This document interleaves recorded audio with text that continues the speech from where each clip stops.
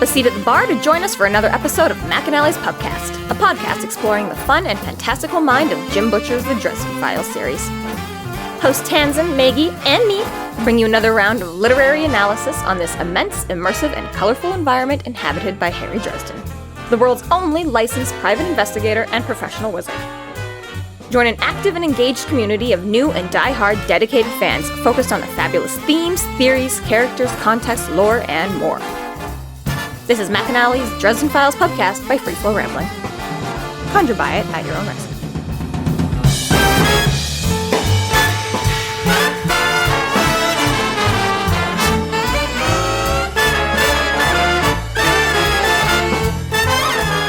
Welcome to the McAnally's Pubcast, brought to you by Free Flow Rambling. This is episode 10.1, That Kind of Day, where we are covering the novel Death Masks. My name is Tanzan, and I'm joined by Maggie. Hello, hello. And Jess. I didn't prepare anything. Hey for now.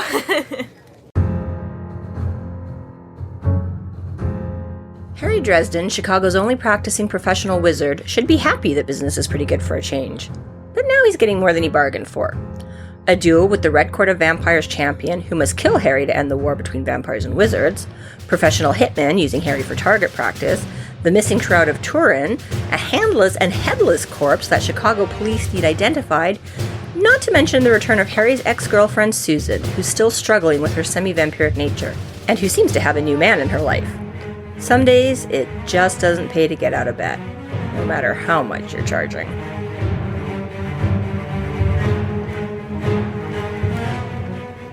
Oddly enough, or whatever, this is the book I have read the least amount of times. I don't remember if it was, whatever was going on in my life at the time, or just that this book was a little darker or something. I just remembered, the events of this book bothered me more than, the other ones. It was not as supernaturally removed or whatever. It was just this is just nastier stuff. And it just kind of disturbed me, and I was it was a good book, it was a good read through, but I skipped this one a whole bunch of times when I did read throughs. It was just nope, that one was just too dark for me. I'm just, I know what happened. I remember, I'm good, right? And things the first book I listened to a lot when it was haven't you ever had pizza before? Of course I have. And you didn't share? Those bits were so much more better to listen to. Or Summer Night with all the fun, freaky, fairy stuff and whatever, right? So, it'll be interesting because I really have only, I think, properly... I remember for sure once going back on the read-through, and I may have listened to it once or twice, but honestly, compared to the 50 times I've listened to Stormfront, it's 3 times for this book. So it's going to be interesting to... I'm excited to just be on into another book. New book, yay! Right? Because about the only thing I accomplish these days is just books for this podcast now, right? So, we're on to our 10th piece of content. That's all the dopamine I'm going to get until we get to number 11. I went from reading 100 books a year to 2. I really feel and that. And it's these 2. I really feel that. Yeah. Well, if you guys had just been re-listening to them over the past 20 years like I have been, you wouldn't have had to invest so much. You would have had time for your other books. Meanwhile, I am on book 3 of the second set of Percy Jackson books. So, way to catch up. Yay me. And that's just in the last couple weeks. What I'm really excited about getting into this book is that I finally sat down and read the original Dracula last month. So I had a lot of fun going ding, ding, ding. That's why this lore exists. That's why that thing's a thing. Being able to be oh, this piece of lore in Supernatural started here with the original Dracula. Oh, this gag on, The Simpsons started with this piece of lore on Dracula. There was a lot of, reading through Dracula and being oh, this is where that originated for this other thing. Because I kind of, I've always known what Dracula's about, right? You know the pop culture enough, right? Yeah, it's kind of the gold standard. Right? But actually reading it for the first time, interesting. Not sure that it necessarily holds up to, 21st century ideas of being scary. Yeah. It's pretty cheesy, honestly, whereas apparently it was read much more seriously when it first came out. And for me, I was wait, that's a direct quote? I thought that was a cheesed up version for Hotel Transylvania, not a direct quote. So there were certain parts that I was just like, all right, we are definitely desensitized to some of this horror, but Definitely. as like you said, the gold standard OG, Yeah. Dracula vampire, blah blah blah. And I think that's fair too, because like as we were talking a bit in Full Moon and stuff like that, where he's like, back in the day, wolves were like the scariest thing people. And again, right before as much science and stuff like that, I was like, I think there was a lot more people, believing in that supernatural or that as unexplained things. So I can see a lot of that again, where Dracula would have been scarier the first time around because there might have been more like this could happen. Like, what else would this be other than Much less saturated content. mystical bad guy popping up out of the right? So, but yeah, no, it is interesting. I know because you revisited some of the original Dracula and Frankenstein on movie night and Halloween and stuff like that too, and it's like, yeah, they are kind of really... I'm going to suck your blood. Yeah. Please. That's my kink. It's it's literally so much of that shit now is people are just like, yeah, I'm a furry now. Werewolves are awesome. Yeah, exactly, right? Right. The only thing that gets me every time is when Frankenstein meets the little girl. Frankenstein's monster meets the little girl. And it's all like, she's like, oh, and like, wow, and let me give you a flower. And he's like, I don't know what to do with this. Chucks her out into a lake and walks away. It's like, what the fuck was that? Disturbing, but not like, horror gore. Anyways, so yeah. Anyways, it's even though we're dealing with the red court and not the black court, which Dracula's black court, it was still interesting to get that finally down. Now I know for sure. Right? You've done it. Check it off the list. Yeah. Very cool. Very cool. As for this book, though, I don't really know that I was very afraid of it as you were.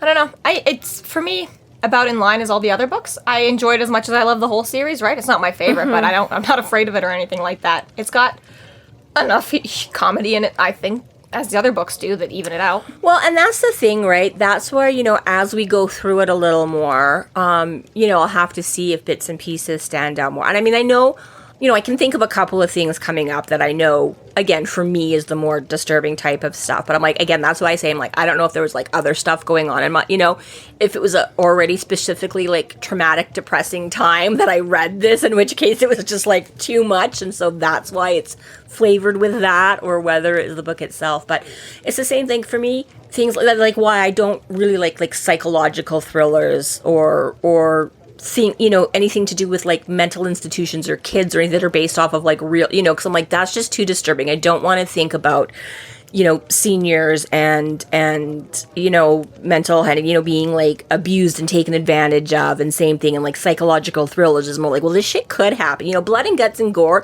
fine, you can chalk it up to being fake, right? Like, I don't live my life in daily fear that Frankenstein is going to jump out of the shadows at me, right? I'm like, maybe there's shit, but honestly, it's not, right? It's whereas I think some of the things in this, right, it was just like, even the first couple, just first chapter or something, and they describe one of the bodies they found, and you're just like, that's just, and so it could be just that, like, sort of the realism of moments in this book that way. But anyways, yeah, we'll see as we go through. I might be like, I don't remember any of this being, I don't know why this bothered me at all, or I might be like, oh yeah, this scene. Guess we'll find out. Guess we'll find out.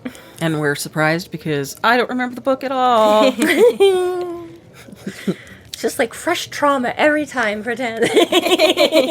Goldfish memory, that's me. Tenzin read the blurb and was like, is that this book we're doing? Really? I don't remember any of these things happening. One of these days, let's just slip in a non-Dresden Files book for Tenzin to read. You'll be like, a really short story for this week is this. It's from like a different perspective, and yeah. That's how we're going to get you reading new books. 3! This is from Michael's perspective. Ooh. Right? It's the Bible. God, this book is huge. It's just a bunch of short story stands, and you only have to read this part to this part.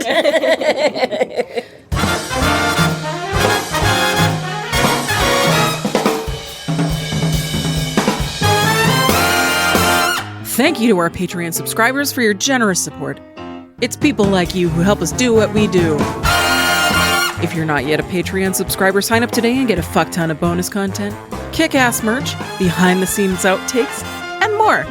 Sign up today at patreon.com/freeflowrambling.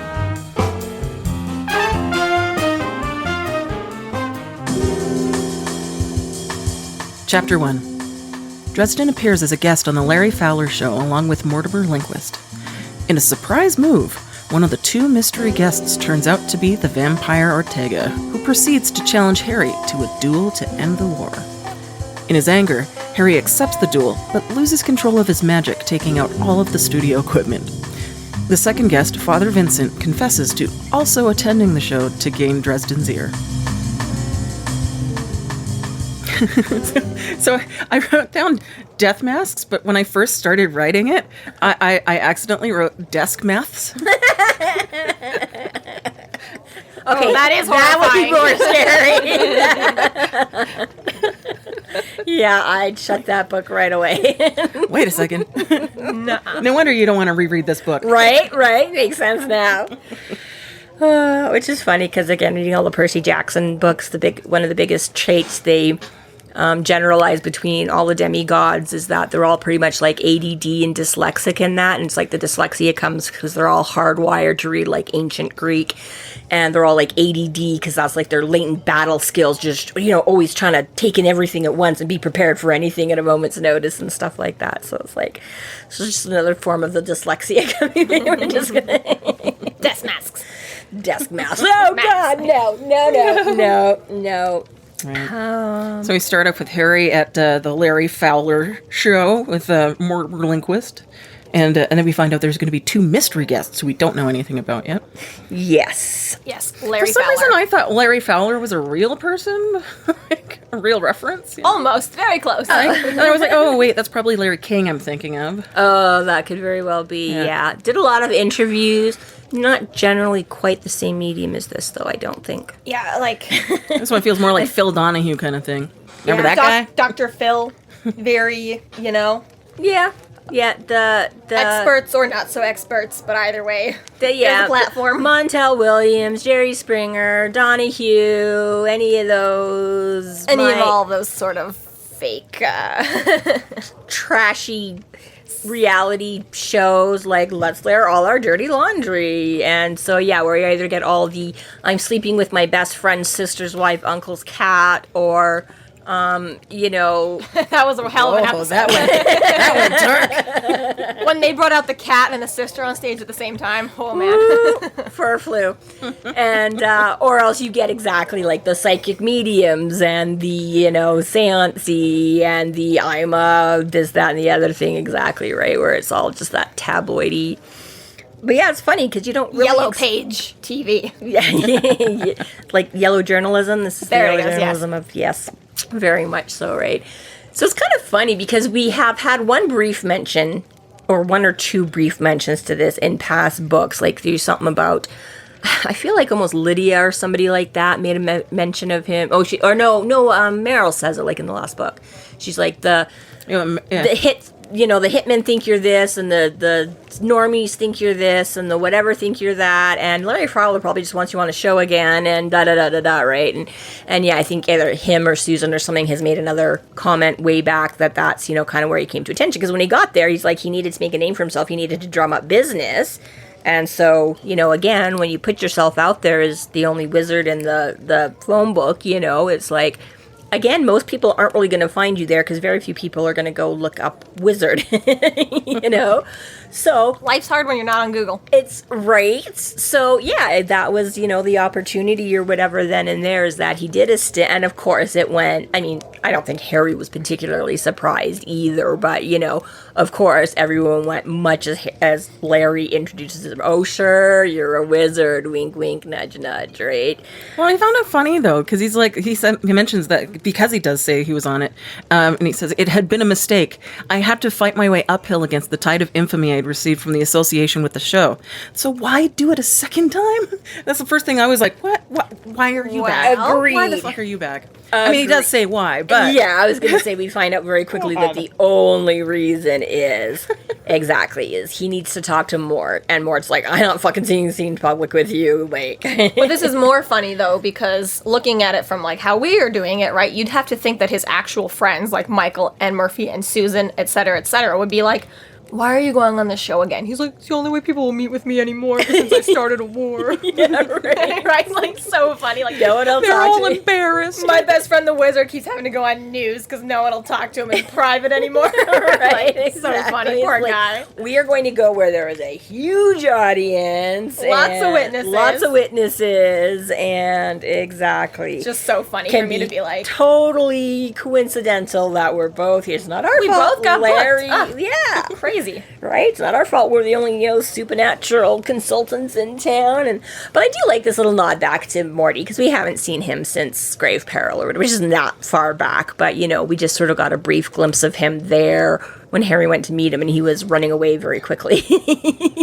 So turns out he stuck around and Not only that, but Mort has great stage presence. Yeah. He's awesome. Like, fabulous. especially because, as we briefly saw before, but we'll see in future, when his only audience is Harry, he gets pushed the hell around. Like, he gets stopped instantly. So it's great to see when Harry shuts the fuck up, Mortimer has things to say. Yeah, he's very charming. Like, he Yeah. makes that Sixth Sense joke, I see dead people. Yes. Yeah. No, but seriously, Larry. Exactly. And this comes, I think, from both things. So we look, because this is part of the problem, but before it was that he was doing it mostly as a show, as a con and stuff like that, right? Harry initially refers to him as, bilking people out of their money. And he's like, but you used to have real talent. Like, you've basically given it up because now you're just looking out to make a buck and you buy into all the, he had all the cheesy Halloween decorations around his house and you know what I mean? But again, so I'm like, yeah, a certain amount of that exactly. He had to get good at putting people at ease, making them comfortable, and finding a way to read them and make it seem like he was being all mystical and worldly and knowledgeable and stuff, or otherworldly and right. As Harry well knows, the people who really need him don't have the money. People who don't really need him do. So Mortimer made his choice and Harry made his. Yeah, well, that's not a bad one. Yeah, Right, exactly right. Dresden does this, he casts the suppression spell. And this is so fascinating to me. He's using magic to suppress magic, which seems to me like taking a fire and throwing some gasoline on it. Yeah, right, exactly. That's I had that How do you note figure too. I'm this like the actually irony works? of this. I know that I was going to make that same comment. I'm like, I love that he's using magic to dampen his magic, so his magic doesn't affect anything. It is a little. Yeah. Yeah, I mean, it's almost in the way of it's like, well, we don't want the whole city to burn, so we're going to douse the woods in gasoline. But the fire is willing to do both at once, right? It's like, so I don't know how it works exactly, but it is an interesting idea, right? To be suppressing himself, hold it all within, If this was like, how do I explain, not in Jim Butcher's control, and this was just in Harry's control, and Harry didn't know what the future of the book held, Harry's choice would have been to just go out into a field and use up all his magic before he came on the game show, so that he was empty, because that would be easier than trying to do a suppression spell around himself, right? Maybe. But Harry's puppeted by a man who's like, you still need your magic for the next 74 hours, because I'm not going to let you sleep for a long time, so you're going to keep all your magic, but do a suppression spell. Yes and no, that could be, but at the same time, I'm like, yeah, we have seen Harry get drained, but as far as that kind of works, like, again, it's that sort of natural conduit for magic and things like that. Like, just because he's kind of tapped out and can't chuck a lot of it around to be useful, would that necessarily negate him, like, zapping out your, you know what I mean? I still think so, yes, because it's all coming from the same power bank, right? Like, if he'd spent the entire morning making potions with Bob before he came to this show, I don't think he would have had quite the same, like, problem, right? If he'd used up a lot of his magical energies, he wouldn't need to be suppressing much of it because he wouldn't have as much resources ready to go anyways, right? I guess maybe, but I mean, like in the beginning here where he's being fairly calm, it's like it's a bit of a struggle, but it's not that hard. But again, as soon as any emotions start, because that's what he says, he's like, normally that's what he uses. So but again, I still think this is a Harry Dresden thing, right? Elaine would probably be easily suppressing it, right? Not even have to worry about her emotions. Well, she's just okay. that much better at that sort of magic, maybe, right? yes, yeah. But I was going to say, but that's the thing, like in Harry's case, exactly, as soon as he does start getting excited or upset or, you know what I mean? So I'm like, even if he was like, I still think if he spent the morning making potions, that wouldn't be a problem. If even he got upset and it was like, okay, I've got to hold on a little bit more. because that is all his fuel. It'd be 'Cause, less yeah, I was going to than- say that's what normally where I'm set up. But anyways, yeah, I don't know. I just, yeah, same thing. I had that whole, the irony of the spell to suppress all his other spells was, Right. but I don't It know. was an interesting choice. You know what? Maybe it's like Preventing hypothermia. Hypothermia. Yeah, maybe it's like preventing hypothermia or like delaying Frostbite. the inevitable by burying yourself in a snowbank, because snow is actually like really good insulation, right? So they're like, if you're out, you can actually build like a little Quonset, a little hut, a little igloo by, and then it holds in your body heat within it. So maybe it's that kind of a thing. Not like so the much double-sided foil, or like all aluminum foil, right? But one side is shiny, one side's not shiny. Yeah. You're supposed to put the shiny part towards your food, because it'll it bounce the reflects heat back at everything it. back at So it, he's just like trying to bounce the magic back at himself before he can get out too far, you know? Exactly. This is just like his. So like, yeah, like the dull side of his magic is facing the world, but at least the really like shiny part of his magic is going right back at him. There you go. It's like his thermal blanket / igloo heat barrier. Shows up naked to a set covered in a thermal blanket. I need this, or all your shit is gonna crash and fail. And I do love how they go, right? So Morty does his little thing, and he plays up the thing like, oh, give us an example. He's like, I think there's going to be 2 more guests, ha ha ha, right? Chuckle, chuckle, chuckle. Chuckle, chuckle, chuckle. And then he's like, well, Harry, let's see an example. And again, right, like you see some of this in, movie hero shows and things, and they're like, but I'm like, I do kind of like the way that Butcher has set all this up and blends it in, because it does feel kind of natural, right? He's like, well, I could, but it'll like zap all your equipment. And of course, Larry's like, oh, haha, of course it will. Meanwhile, things are like sorting out. We know, like, that's well established. Yeah, exactly, right. But it's just, because I'm like, same thing. Like, again, if you switch back to like real life, you're like, wow, it's so convenient that all the pictures of Bigfoot are just big blurry things from way away. And all the pictures of UFOs are like, sort of, but you can't quite for sure. You know what I mean? Like, and again, it's like, yes, it's sort of cheesy. They had to come up with an excuse for why that is, but it just feels sort of like natural or organic or whatever. Like, I like the way it's been set up, that it's never sort of bothered me in this series that, of course, the one thing that would prove your magic on TV with everybody would completely short out all your equipment, and you wouldn't actually get to see anything. And who's going to believe the 30 people in your audience that are like, no, I really saw it. Yeah. Right, so it just works well with that back and forth of like, oh, of course you can't prove it, but actually it makes, well established why. So as he blows out the first camera or whatever is when we get the first inkling to, that him and Mort are there for other reasons.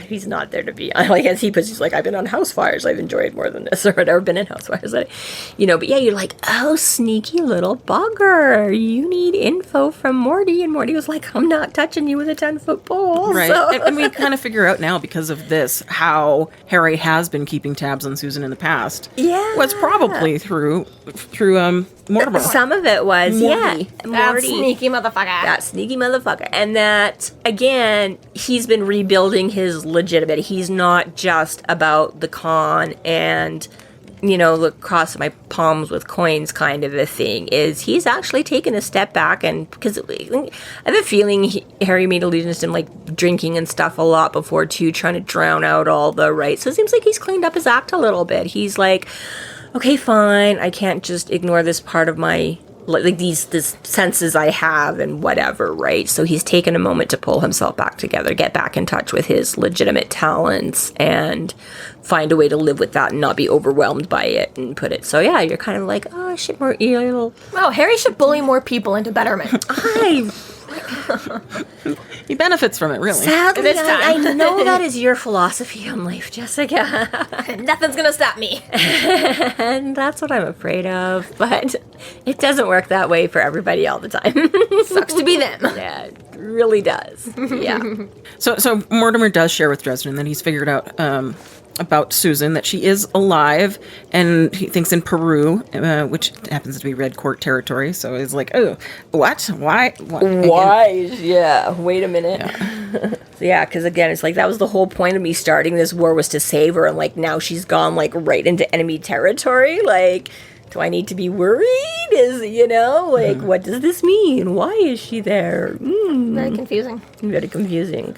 Well, and we also find out that Harry did start looking into her again because Susan's editor had been asking about why have you heard from her? She hasn't handed any of her articles in for like 2 weeks, and Suddenly, that they're late and dropped off the face of the planet, right? so everything is kind of getting sort of suspicious with what's going on with Susan here. One thing when she wasn't contacting Harry, but the fact that like now nobody can get in contact with her is a little bit like, What's up? Wait, yeah, Right? exactly, because he's like, I tried to respect her wish to not, be contacted and to hunt her down and to, right, he was quietly sort of keeping tabs on a distance, but yeah, exactly. This is kind of further proof, too, that Susan has no other family. Because it makes sense why maybe it hasn't come up beforehand, right? Like, they're old enough adults, they don't need to be introducing every boyfriend or girlfriend or date to their parents, right? But it's like, okay, the fact that they're not an option to go and ask about is just a little bit more further proof that, like, yeah, just Susan out there, so. Yeah, well, yeah, exactly, right? There's no parents to check in with or no parents that have, her, exactly. It's like the editor is like, I don't know, suddenly, like, everything's... I'm gonna call her ex-boyfriend, because, like, I don't know, no one else has heard of him. Yeah, exactly, right? Like, everything has been coming in up to date in this point, even though Susan moved away from town and all of that kind of stuff. It was, and again, one of the few ways that Harry could keep tabs, because he specifically makes a point of that in the last book or whatever, that he's like, but her article's still coming in, so I know she's still out there writing, and so yeah. Well, so it's either A, that Susan can't write, or Susan doesn't need to write, and either one of those is a weird question, right? So if you don't need a job, what are you doing? And if you're dead, why? How? What are you doing? And are you gonna stay that way? Yeah, runs down Mortimer, no one wants to talk to Mortimer, gets on the Larry Fowler show. And Larry is like, well, I don't just want Harry and Mort. That's boring. So I'm going to book some other people that you also don't want to see. As you do for any good show, it has to have that tension, that will they, won't they, or whatever. So we have the two... Will they, won't they? Paolo and Harry. Okay, on this week's episode of Love Island. Not specifically maybe in this context, but Susan, no one told me you were coming back to town. What? Why do you look like a short bald man named Morty? But yes, you have to have that. You have the wizard, the self-proclaimed wizard, and the other... self-proclaimed psychic. So, yeah, well, except that Harry kind of works as a psychic. Is Morty billed as a psychic or just the seance-y? Either way, whatever it is, yeah. A wizard and a psychic walk into a movie studio. It's funny, I was about to make the same joke. Woo! Everything a priest, a vampire, a wizard, and a psychic. Walk onto a set. Yeah, so we're introduced to the two mystery guests. One is Father Vincent from the Vatican, and the other is none other than... Don Paulo Ortega. Yes, Duke of the Red Court, pretending to be a doctor and world-renowned researcher and debunker of the supernatural. Supernatural debunker. Right. I love him. Right. I love Duke Ortega. Right. I love him. And I feel a lot for Harry in this next scene because this is like so much of my life in a nutshell here. And I'm like, the worst thing he's, again, they're here to disprove. So you've got the self-proclaimed magic users, and we're going to be like, okay, come on, people, there's not really magic, right? You got to have that back and forth to make the show interesting. And, Ortega's very cool. It's like, well, I'm sure with a little time and effort, I could make everybody here believe I was a vampire. Cheeky. Right? And Harry's like, you fucking fucker. Like, he is, and I'm like, this is my whole, I'm like, this is where I always find I get so frustrated because I'm like, these people that are like that, it's like, but you're a jerk. Why can't you just admit you're a jerk? But you have everybody else believing whatever, and you come up with all these stupid excuses and arguments to, you know what I mean? And I'm like, in the movies, eventually the hero gets to have the last laugh or the last say, and they come back with that witty comment, or they, pull some move like Carrie Underwood gets to like beat the crap out of the cheating boyfriend's car. And in the song, she gets away with it. Nothing's going to happen because he's the cheater, and he's going to come out and find out that somebody, slashed a hole in all 4 tires, and he's just going to have to live with it because he's in the wrong.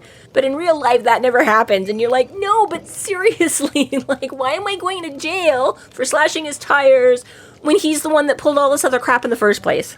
So I really feel for Harry here. It's like, no, it really is. Understandably, alarm bells start ringing. Yeah. shit. Yeah. And in typical Harry fashion, I mean, again, just for the setup of the book, he totally pays attention to the guy coming and sitting down next to Morton. Okay, we've got a Catholic priest here and blah, blah, blah, blah, blah. Oh, wait a minute. Who's this sitting down right next to me in arm's reach? Duke of the Red Court.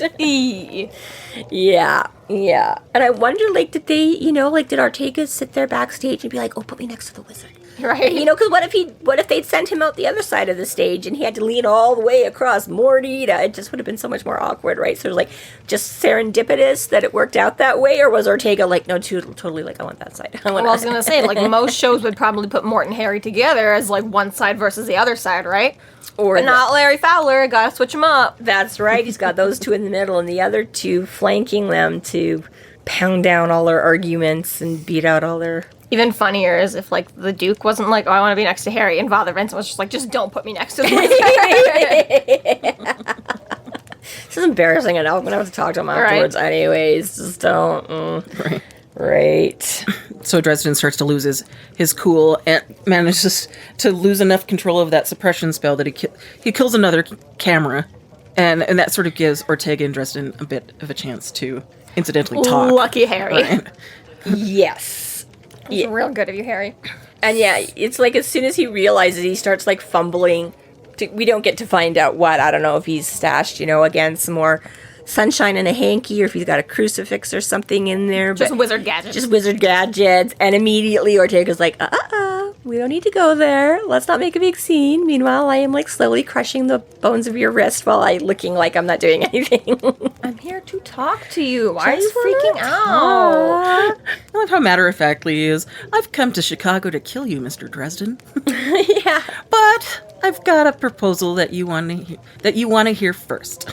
Yeah. I'm not going to kill you on television. I want to talk about going somewhere else to kill you. You just have to agree to it. And Harry's I love his response, though. You really need to work on your opening technique. I read a book on negotiations.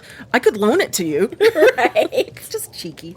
Just monkey. so cheeky. Can't help himself. And especially because he does it a second later, too. They continue, and he's like, you really need to read that book. He's this is not getting better. Your pitch is not getting better. Yeah. I like it, too, because it stops here, right? Larry Fowler tries to gain control again for a moment. And it's alrighty, Paulo Ortega, you really don't believe in the supernatural at all? And he's like, no, I can debunk everything. No problem. Yeah. Give me any supernatural weird thing. I've gone through it. No way. No way. Can't prove it to me. Yeah. Blah, blah, blah. And as they're going through this, right, you've just got Harry slowly killing off all the equipment. I know. He's stewing and getting worried and just not paying attention. And exactly right, this guy's earphones, that guy's camera. But you debunked this studio right now. Yeah, right, exactly. This place is haunted. Right, and there's a fun little blip here too. I have the ebook and the audio. I'm going to assume it's in the print copy too. But again, as we were saying, who's Larry Fowler based on? And you're like, gee, it wouldn't happen to be Jerry Springer, would it? Because it actually goes through. He's like, Larry. Right. There's definitely that part. But right here in this moment where he Ortega grabs his arm or whatever, and Harry's like, get off me or whatever. And he's jerked his arm, and they rolled away the smoking camera. And he's like, Larry nodded to him and turned to Ortega. Sorry about that. We'll edit that part out later. It's no trouble, Ortega assured him. Jerry paused for a moment and then said, Dr. Ortega. And there actually is that. And Marsters reads it that way, too. It's kind of funny that because again, I could see maybe the typo getting... But it's, again, he's been Larry, Jerry, Larry, and it's just I funny that in the reading, in the printing, in the whatever, nobody caught that. I'm still waiting that. for Matt to send me a picture of the real book. Yeah, so I was going to say that's the ebook version and the audio version, so I'm going to suspect it's in the print copy as well, but I'm sure we will find out shortly. But yeah, it's just one of those fun little things where you're like, gee, I wonder who this is supposed to be. So yeah. It's that kind of TV show. Right. But yeah, and this is where Ortega says, I could totally make everybody here believe I was a vampire. Come on, it's so easy. Anything can be done with tricks and whatever, right? And Harry's just spiraling into fuck you for making me look like a fool again. And, when I already didn't want to come on here because of the last time. And now, especially because I know you're a lying liar. Vampire. Right? So then we get another disruption to the show and more. So he's going to do... I really like the one part when Larry's like, Harry, you look so pale. Do you want a drink? And Ortega's like, I know I do. Yeah, right? What a creepy motherfucker. I hate you. I know. They do, like, again, Ortega is terrible and horrible and like a high up. He's got mega power, but again, you kind of can't help but like, it's like, mad. He's on step with Harry, though. Like, he just gives it as good as he gets. A little bit, but he's like so much more like refined and, you know what I mean? It's just like he has the digs too, and he makes all the comments, but he just has like this, suave Latino type of style to do it all with or whatever. It's just like, oh, Ortega, you jerk. But please, can we have more of you? So he lays out anyways that it's like, I am here to kill you, but not really how you think. He's like, honestly, this war is, timely and costly, and it's a whole big drag, and you know what? If you just let me kill you one-on-one, we can leave the rest of it. And Harry's like, that's stupid. Like, why the hell would I do that? Like, why would I agree to go up against you? And he's like, well, you don't have to, but we'll just start killing all your friends and family or clients that have ever hired you just for the misfortune of ever, again, like, as we know, especially in his early days, a lot of these people were just literally like, okay, I can't find my keys. Somebody said you could help me.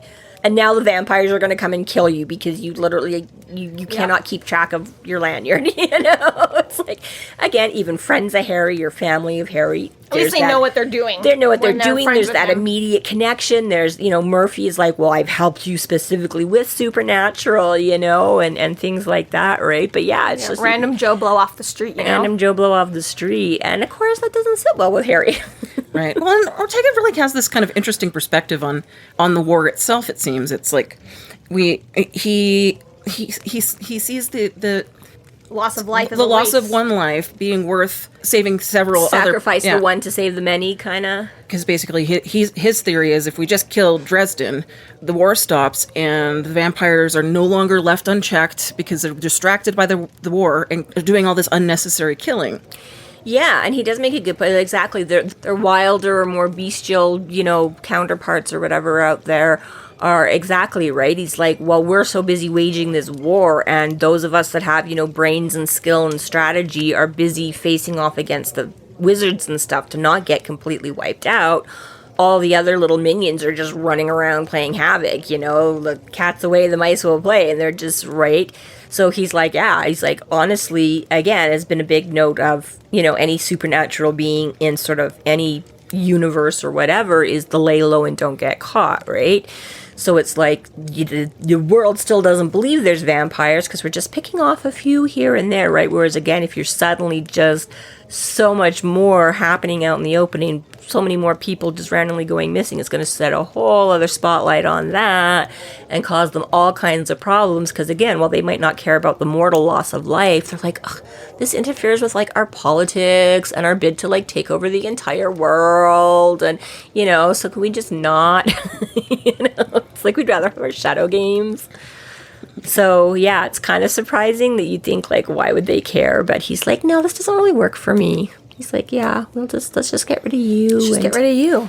Yeah. And yeah, I mean, to be fair, very big offer you can't refuse. So Harry can't. Well, when you put it like that, right? Fuck. So Ortega does make his final offer is to face him in single combat.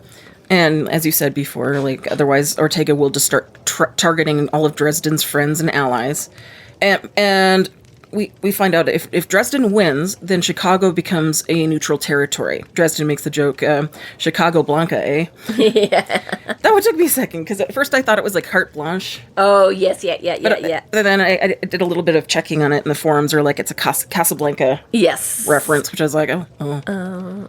Okay. Yeah, because that's where Rick was hiding out and being in neutral territory in, what is it, Morocco? That's where Casablanca is, just to, when she finds him. I guess it would help to have actually seen Casablanca for... Yes, I did finally watch it at one point. Obviously not with you. I have yet to actually see it.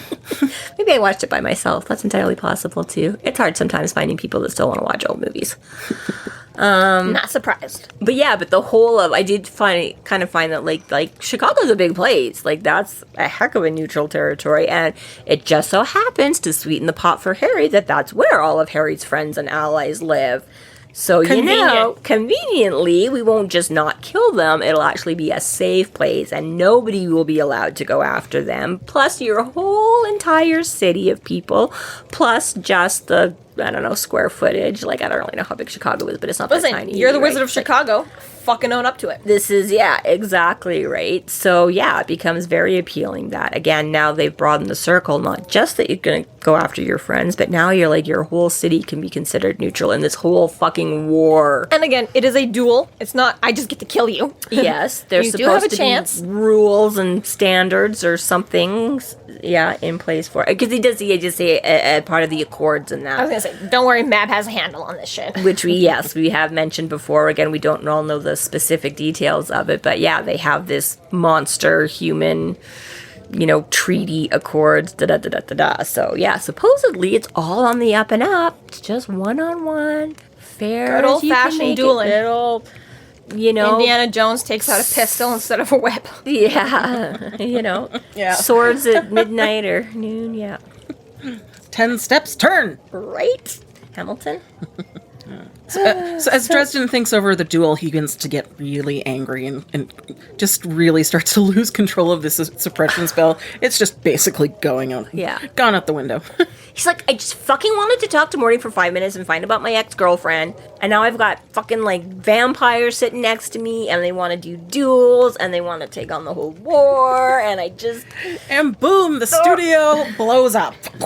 Every time that guy leaves the house. Swear to God. The building wasn't on fire for once. Or the building was on fire, and for once it wasn't my fault. You're too early. You're too early. Too early. Cut that part. This is his fault. Yeah, this one is his. So yeah, everybody starts ducking and covering. Poor Morty gets schmucked in the head by a piece of flying studio shrapnel. You're the worst, Dresden. You're the worst. You're the worst. That's like the one quip I did watch Wednesday. I did thoroughly enjoy it. It was fun. But there is the one bit where she gets a little scratch on her. And it's fun and exciting in the thing, but all I can think of is I'm like, especially all of these, like, like that thing would be bleeding like a motherfucker. Like, they just have like a little scratch, and there's a couple of them, like, from, that like head wounds are the worst. I'm like, she should have like a sheet of blood down her face, shouldn't she? Well, you can, in the first Harry Potter movie, when they're playing chess, right? Mm-hmm. And they're throwing debris around, you can see on screen Rupert Grint gets really legitimately cut by the flying debris, right? He's not covered in blood, I guess, maybe not, but it's just, they always talk about scalp wounds, and, like, again, I've been, you get your cheek scratched or something, but they always make it sound like it, forehead and up and anything like that, like, you get, I guess Rupert Grint's was just his cheek. Was not high enough on the face. I guess, maybe, I don't know. I mean, I have not suffered a lot or inflicted a lot of head injuries to test this theory in real life. I just know how everybody always goes on and on and on about how head injuries bleed a lot. Why are you looking at me like that? I've never hurt anyone, and you can't prove it. Exactly. All right. That one time that I got a head injury, I don't really actually remember if there was lots of blood or not, because I was, hurting. Well, those of you that have sliced open your scalps. You're no fun if you haven't sliced open a scalp a time or two. Right? I mean, I preferably your own, I guess. This is my alibi, too, right now. 2 for 1, me and Mom. Right? Okay, see, I did slice open my chin. That bled a lot. I sliced open my chin, too. Oh, my God, twins. Not at the same time, guys. Just mother-daughter bonding 20 years apart. And I did on my scalp. But that would have been, like, right up in my hairline, but I'm sure a lot of that was, like, soaking into my hair. Oh, well, there you go. That's how you got to do it. That would have been harder to, and again, gauge. I was, like, 5, 6, 7, I don't remember. Right. But, maybe watch where you're going. Oh, no, my sister threw a stuff. This is the best part. I love telling this story, because I was like, I literally, my older sister got mad at me, and didn't seriously want to injure me, but wanted to express her frustration. So she picked up a stuffed animal and chucked it at me. And I went to the hospital for like 4 stitches. And she's like, what the fuck is wrong? But it just so happened that the one she happened to land on had a little music box in it. And the little silver ring that stuck out of the stuffed animal to wind it clipped me on the scalp. Get fucked. And I know, and she's like, I can't win. She's like, I wanted to, but I didn't really want to kill you. And she's like, yeah, my luck. I throw a stuffed animal, and you go get stitches. I was like, yeah, that is going to be your life for the next 50 years. Wow, that was a curse, wasn't it? I love it. No, it's already been. It's already laid out. Not the 50 years coming, as you know. It has been steadily proving itself for the past 50 years. So. Not that she's that old yet, quite, but love you. She's a couple of years away from freedom. yeah, she's lucky. So anyways, yeah, so they hustle. So he helps. So the priest helps pick up Morty, and Harry helps pick up Morty, and they all shuffle him outside, and paramedics start seeing the people, and Larry is still pissed at Harry. I mean, it's kind of funny. I'm like, you invited him on the show, but he literally has been giving him dirty looks since, like, the moment he got there. Like, like, Morty makes some smooth, little, I see dead people, and Morty's like, Larry's like, I love this guy. Harry's like, I'm here because you're paying me to be here. And he's like, play nice, Dresden. Like Harry was helping himself. Harry's like, well, you paid me to be here. Like, I don't know. But yeah, every time something smokes or glitters, we're all Team Harry, but if you met Harry on the street, you'd be like, that motherfucking asshole. Like, right? Such a dick. It's like you really have to meet him at the right time in the right place where he's like saving your ass from some, bully or whatever. The line between hero worship and I fucking hate this guy is so thin with this guy. Well, right? Because again, it's that line between are you the bully or are you bullying the bullies? And if you're bullying the bullies, that's fine. You can bully people into betterment. But you just got to make sure that, yes, you're not coming across him on the day where he's coming off as the bully, not the anti-bully. So yeah, they all get to go. Oh, they do make a point too. I should say actually, Harry agrees to the duel. He says if you get it all in writing and everything like that, he's like if it's legit on the up and up and up on the up and up and up, legit on the up. Gotta be extra sure with the red cord. You really do. And if you then, so he does agree to it. So Paolo's like, okay, we'll be in touch. I'll have my peeps call your peeps or whatever, right? I don't have any peeps. You're gonna kill all my peeps. Yeah, right. So you gotta hurry him out some before they. So Harry's like, I want to get the fuck out of here. I am so over this day. Like, I don't, I'm like, okay, get she's not dead, but I still don't know what's going on with Susan and why all that's been different. Now I got this guy showing up. Now I got studios exploding. And of course, then the priest is like, wait a minute, we need to talk. And Harry's like, I must confess, he's like, I didn't just come on the show just because, like, you came specifically to see me and talk to me, did you? How did you know? It's like, just that kind of day. Like, what else could it be at this point? Okay, come with me. The guy's like, I know. And he's like, just come. You want to talk to me? I'm fucking leaving. You're coming with me. So, get in the car. Well, they have to walk to the car. What if he has his own car? I know. How did he get there? Yeah, right. Apparently. Cab. I'm just going to, they already make a point of him having, like, that Italian accent, heavy Italian accent, but, well, so I was like, I guess maybe he just took it for granted that, he's an out-of-towner or whatever. You came in for the, Although, honestly, that's a heck of a budget if, the Larry Fowler show can, like, fly somebody in from the Vatican to be on your... Luckily, he was coming already. Go up against this guy who says he could do seance. Well, exactly right, but it's like you'd have to have another reason. Cause maybe they called, like, St. Mary of the Angels, and St. Mary was like, I don't know, we've got some guy from the Vatican. He's in all week. Maybe he'll come say hi. Well, and in all fairness, in the Catholic Church, and I don't know all the ins and outs and details, but, there are priests and that there are people that deal with... social media. The media priests. I was going to say exorcisms and demonic things. I'm sure there are TikTok priests too, but that was not the point I was making. As has been well established, I work at 7-Eleven, and they say if anything ever happens at your store and the media gets sent, we've got a media team. Shut the fuck up until the media team gets there. It's like the Catholic Church. We have media priests. Yes, they know exactly what to say on TV, what's okay to say on TV, and how to avoid the non-TV questions. They definitely have spokespersons and representatives for all that as well. But I meant legitimately, and again, I'm sure it's not nearly as big a department as it may have once been, but it is something that the church does still take seriously, is that they, their whole stance is there is a devil and shit can happen, and so there are demons and things and da-da-da-da-da.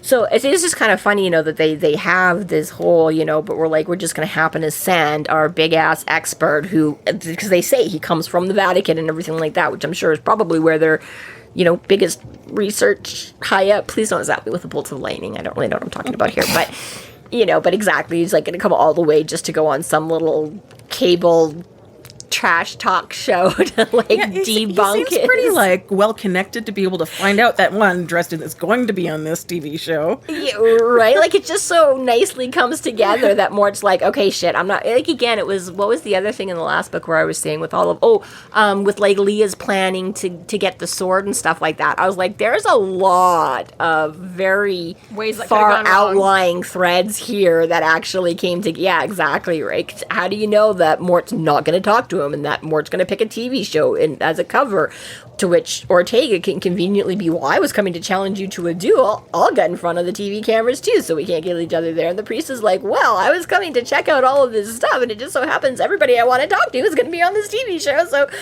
sign me up too. Larry Fowler just became a booking agency for Harry Dresden. For supernatural, diplomacy talks or something. If you want to talk to Harry Dresden, you get in contact with my TV show first. Right? You audition with him first if he thinks you're good enough for the show, then you can come to me with your problems.